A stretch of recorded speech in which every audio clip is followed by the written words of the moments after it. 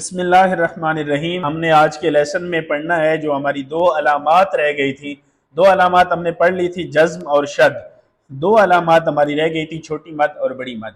یاد رکھیں کہ یہ جو چھوٹی مد اور بڑی مد ہیں یہ مد کی اقسام نہیں ہیں، بلکہ یہ دونوں سمبلز ہیں، علامات ہیں۔ دونوں کی علیحدہ علیحدہ جو ہے وہ اپنی پہچان ہے اور ان پہ علیحدہ علیحدہ جو ہے وہ کنسپٹ ہے۔ تو یہ دو علامات ہیں ہمارے پاس، چھوٹی مد اور بڑی مد۔ چھوٹی مد اور بڑی مد پہ صرف ایک چھوٹا سا آواز کے پڑھنے کا جو کنسپٹ ہے بس وہ کلیئر کرنا ہے، لیکن اس سے پہلے آپ اس کی علامات کو اچھی طرح ذہن نشین ہونی چاہیے۔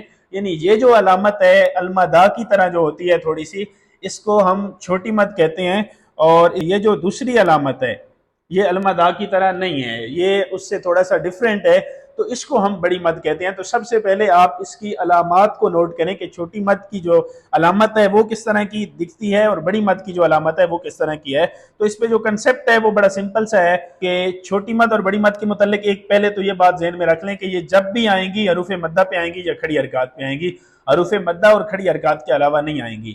اس پہ چھوٹی مد ہے وہ یہ ہے کہ چھوٹی مد پہ آواز کو 2 سے 3 سیکنڈ لمبا کرنا ہے، جبکہ بڑی مد پہ آواز کو 2 سے 5 سیکنڈ لمبا کرنا ہے۔ یعنی سب سے پہلے ان کی علامت ذہن نشین کر لیں، اور علامت ذہن نشین کرنے کے بعد پھر یہ کنسپٹ ذہن میں رکھیں کہ چھوٹی مد پہ آواز کو 2 سے 3 سیکنڈ لمبا کرنا ہے، جس طرح یہاں پہ ہم نے پڑھنا ہے ما امر لا اسألوکم، یعنی آواز آپ کی 2 سے 3 سیکنڈ لمبی ہو گئی تو کافی ہے، جبکہ آپ بڑی مد پہ اپنی آواز کو 5 سیکنڈ تک لمبا کر سکتے ہیں، جیسے یہاں پر بڑی مد آئی ہوئی ہے تو جاء شاء،